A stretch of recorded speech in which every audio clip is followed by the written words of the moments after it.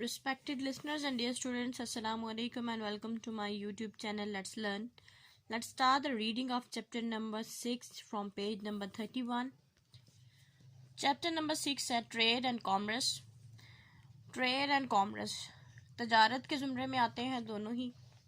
Trade का मतलब एक ऐसी तजारत है जिसमें अशिया को बनाने से उनको बेचने तक जो मराहिल हैं उनको ट्रेड में लिया जाता है, जबकि कॉमर्स में ऐसी तजारत है जिसमें चीज़ को बनाने से बेचने तक के मराहिल के साथ साथ उसकी जो प्रमोशन या उसको किस तरह से कमर्शलाइज करना है, किस तरह से चीज़ की तरफ अट्रैक्ट करना है लोगों को, उसको प्रमोट किस तरह से करना है, ये सारे के सारे यानी एडवर्टाइजमेंट भी सारी की सारी वो उसके समेत चीज़ को बेचना और ख़रीदना ये सब कॉमर्स में आ जाता है.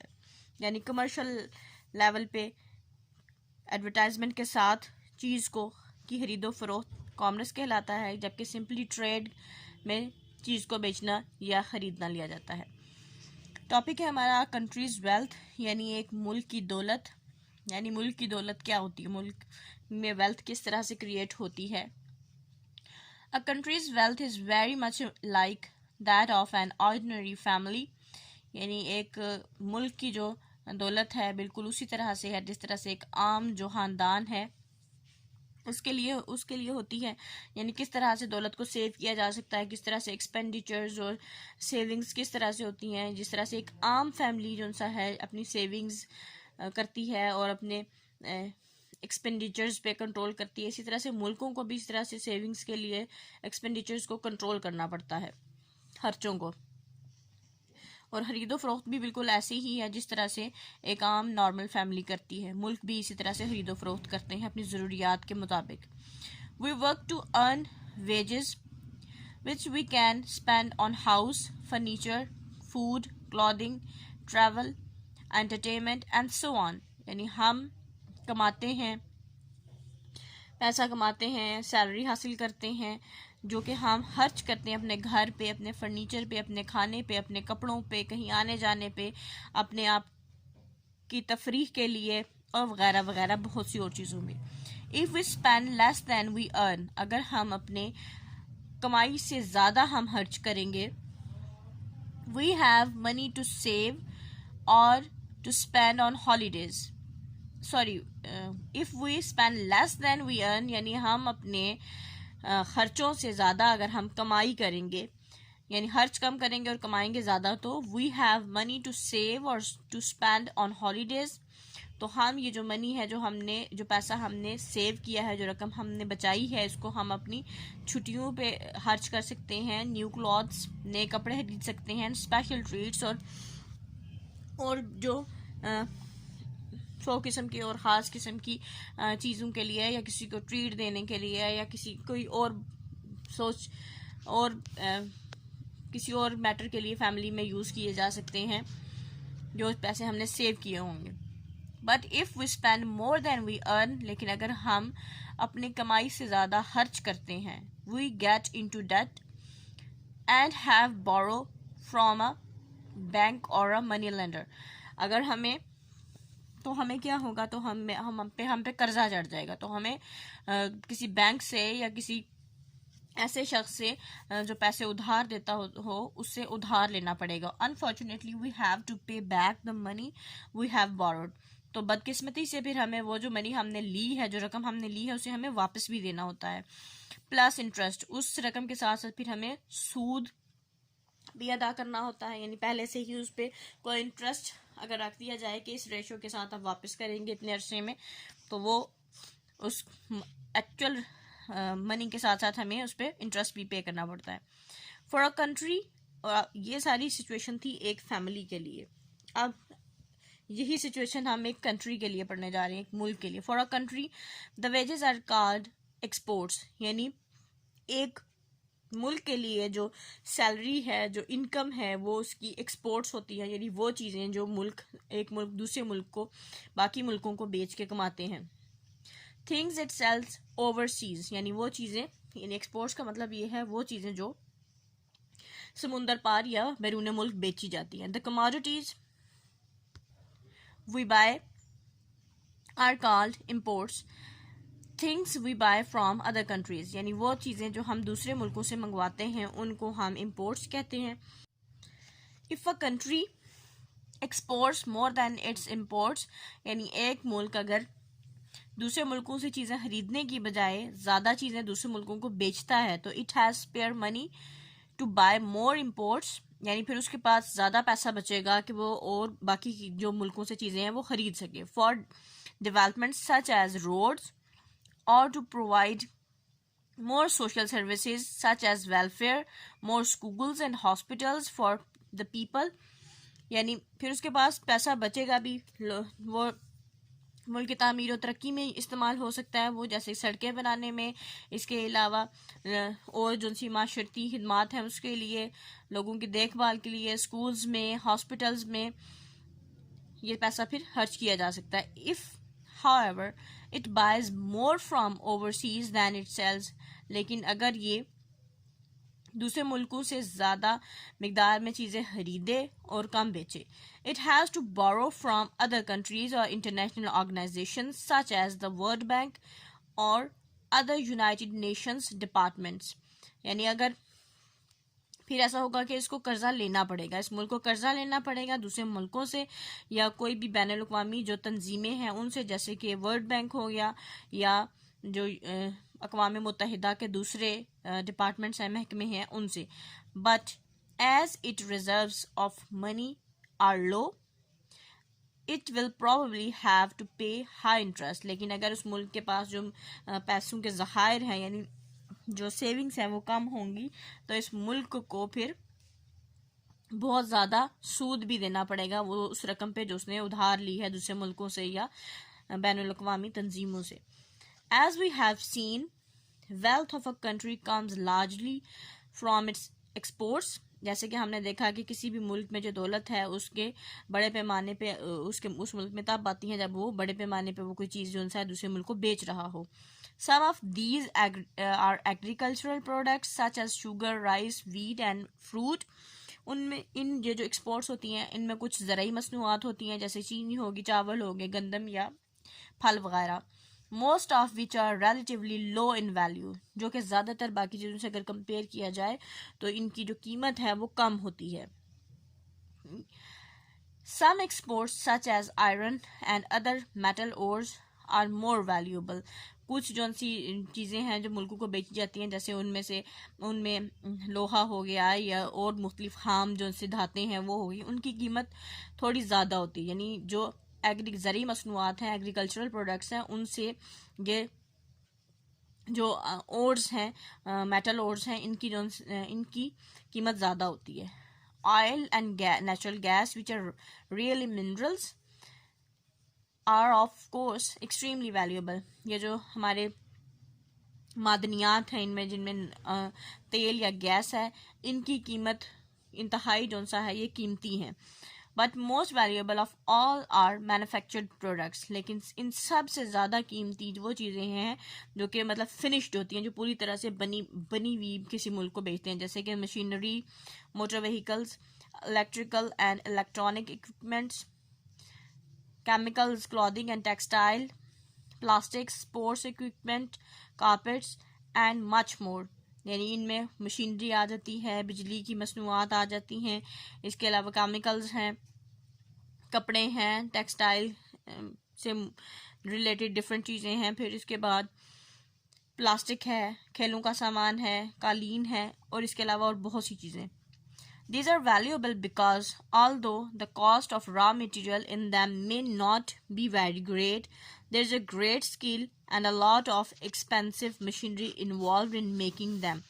ये कीमती हैं क्योंकि बेशक इनका जो खाम माल है वो इतना कीमती नहीं होता, लेकिन इनको बनाने में बहुत ज़्यादा महारत चाहिए होती है. इसके अलावा इसमें मशीनरी इन्वॉल्व होती है कीमती किस्म की, जिसकी वजह से ये बनने के बाद आइटम्स जो से फिनिश्ड आइटम्स होती हैं, इसलिए इनकी कीमत बढ़ जाती है. The value of exports and imports set against one another is called balance of payments. यानी जो चीज़ें हम किसी मुल्क को बेचते हैं और किसी मुल्क से खरीदते हैं, अगर ये दोनों आपस में बराबर हैं, तो इसको हम कहते हैं कि जो कीमतों का तवाज़ुन बरकरार है, यानी मतवाज़न चल रहा है system. A country which sells more than it buys, एक मुल्क जो ज़्यादा बेचता है खरीदने के बजाय, is said to have positive balance of payments, यानी ये कहा जाता है कि उसकी जो कीमतों का तवाज़ुन है वो मुस्बत है। If it buys more than it sells abroad, it is said to have negative balance, यानी अगर उसने ज़्यादा चीज़ें खरीदी हैं बेचने की बजाय बैरून मुल्क से, तो ये कहा जाता है कि उसका जो कीमतों का तवाज़ुन है वो मनफी है या खसारे में है।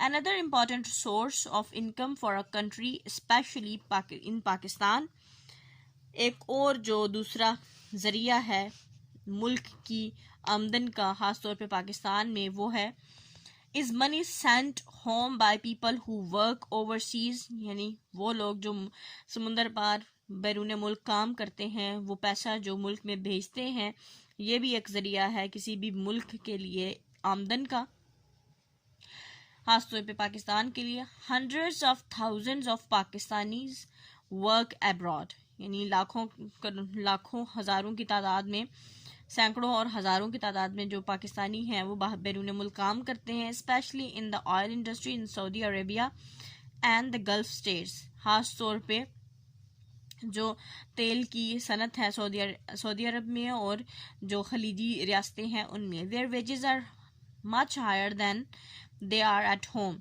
जहाँ पे जो सैलरीज हैं, जहाँ पे जो पैसे हैं, वो जो तनख्वाहें हैं वो बहुत ज़्यादा होती हैं यहाँ पे घर की निस्बत, यानी अगर पाकिस्तान की निस्बत देखा जाए तो। In 2001 these expatriates sent home money $2 billion, यानी 2001 में ये जो बैरून मुल्क रहने वाले बैरून मुल्क मुकीम पाकिस्तानी हैं, इन्होंने पाकिस्तान में तकरीबन $2 बिलियन जो उनसे हैं वो भेजे थे।